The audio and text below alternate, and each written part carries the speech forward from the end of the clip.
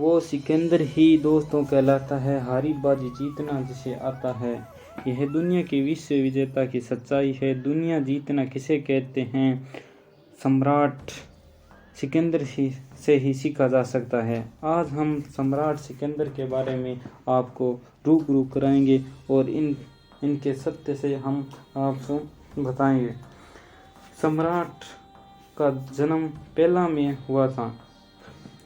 जन्म के 20 वर्ष पश्चात इनके पिता की मृत्यु होने के बाद नेपोलियन के सम्राट के रूप में अलेक्जेंडर ही मैकेडोनिया और ओलंपिया के राजा बने। दोस्तों, मैंने पहले ही आपको बताया था कि दुनिया जीतना किसे कहते हैं, इससे ही सीखें। ऐसे ही नहीं कहती उसे पूरी दुनिया सिकंदर महान, लेकिन क्यों उसे खाली हाथ लौटना पड़ा भारत से?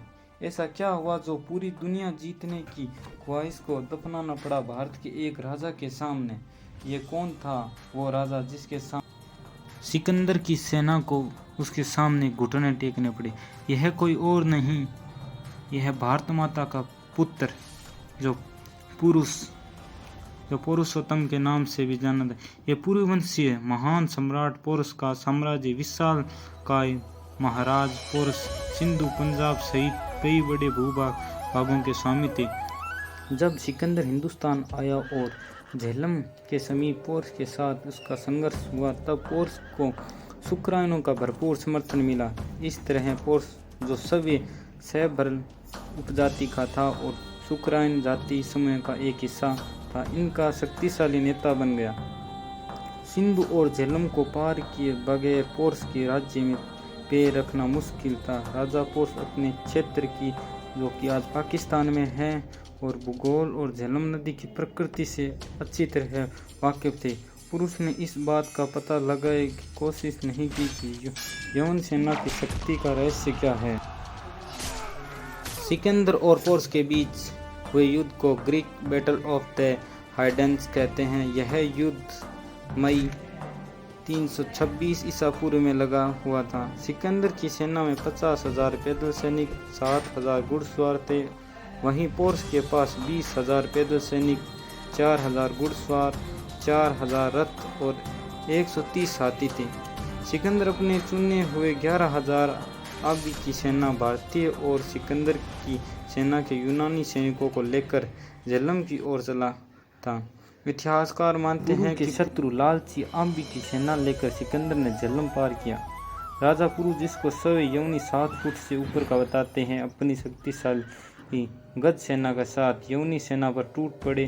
पोरस की हस्ती सेना ने यूनानियों का जिस भयंकर रूप से संहार किया, उससे सिकंदर और उसकी सेना का मनोबल टूटने लगा और सिकंदर की नए अभियान के लिए वह अपने साथियों और वह अपनी माता और एक ज्योति से, जो कि वह सिकंदर को बचपन में ही विश्व विजेता का आशीर्वाद दिया था, किंतु वह ज्योतिष्य ने पहले ही सिकंदर को आश्वासन दिया था कि वह संपूर्ण सृष्टि पर विजय प्राप्त कर सकता है, किंतु भारतवर्ष की ओर ना वह आक्रमण करे तो ही उसके लिए। लेकिन उसके बावजूद भी वह भारत की ओर आक्रमण करने के लिए तैयार हुआ।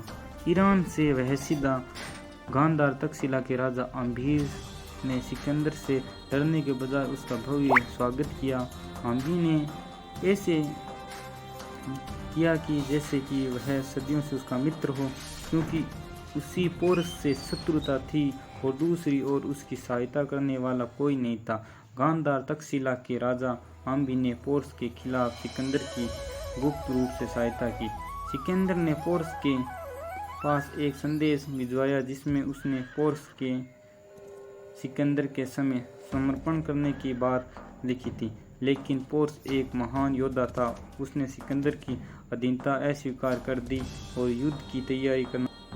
सिकंदर झेलम के दूसरी ओर पड़ाव डाले हुए था। सिकंदर की सेना का एक भाग झेलम नदी की एक द्वीप में पहुंच गया। पुरु के सैनिक भी उस द्वीप पे तैरकर पहुंच गए। उन्होंने यूनानी सैनिकों को अग्रमी दल पर हमला बोल दिया। अनेक भारतीय युवराज ने अकेले ही सिकंदर के घेरे पर हाथियों से आक्रमण किया, जिससे उसकी सेना भयभीत होकर घोड़े और सेना भागने लगी और बहुत भीषण संहार हुआ। बाकी बची अपनी सेना के साथ सिकंदर रात में नावों द्वारा हरनपुर से सिकंदर अपनी घायल अवस्था में अपने सैनिकों के साथ मैसेडोनिया भाग गया था। यही है होरुस और सिकंदर का सत्य।